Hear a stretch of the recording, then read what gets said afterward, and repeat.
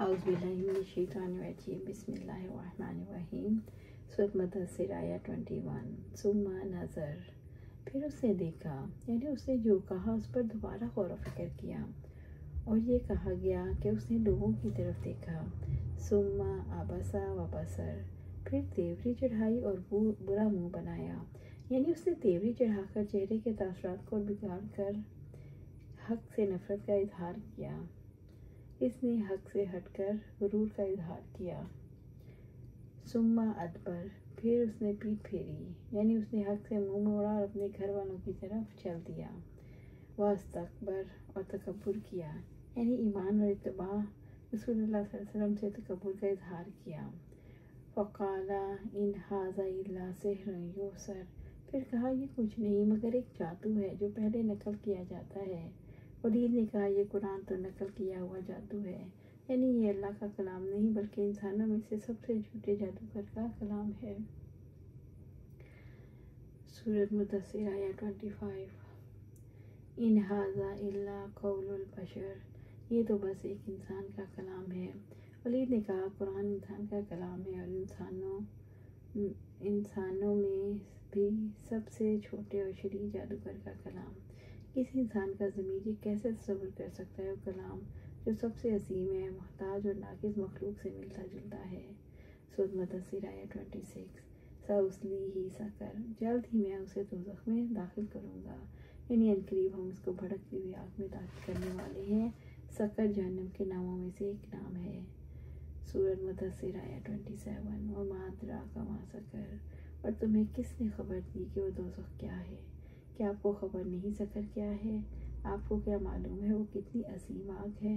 सूरत निसा में अल्लाह सुब्हानहू व तआला फरमाते हैं, बिलाशुबा जिन लोगों ने हमारी आयात का कुफर किया बहुत जल्द हम उन्हें आग में डालेंगे।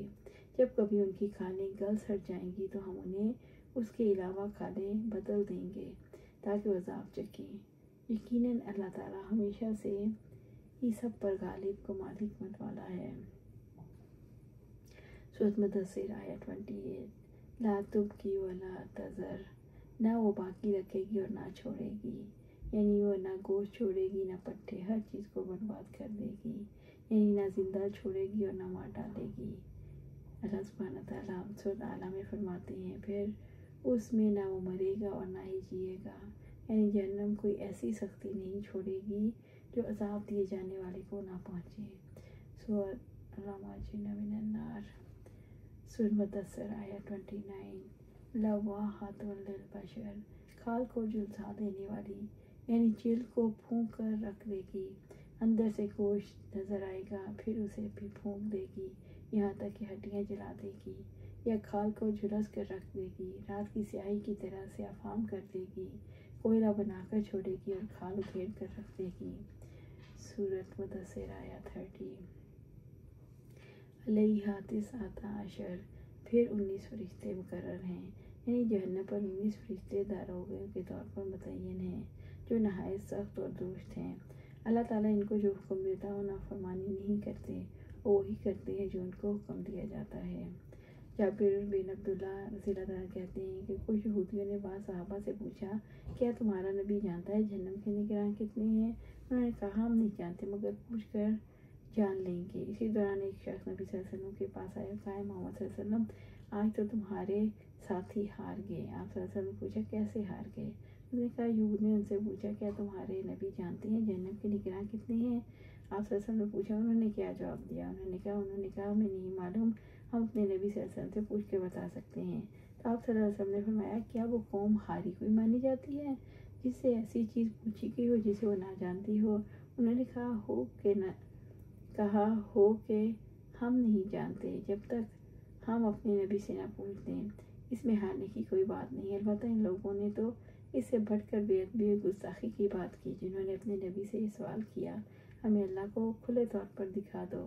आपने फरमाया अल्लाह के इन दुश्मनों को हमारे सामने लाओ, इनसे जन्नत की मिट्टी के बारे में पूछता हूँ, वो नरम मिट्टी है। जब वो सब यहूदी आ गए तो उन्होंने कहा अबुल कासिम जहन्नम के निगरान लोगों की तादाद कितनी है?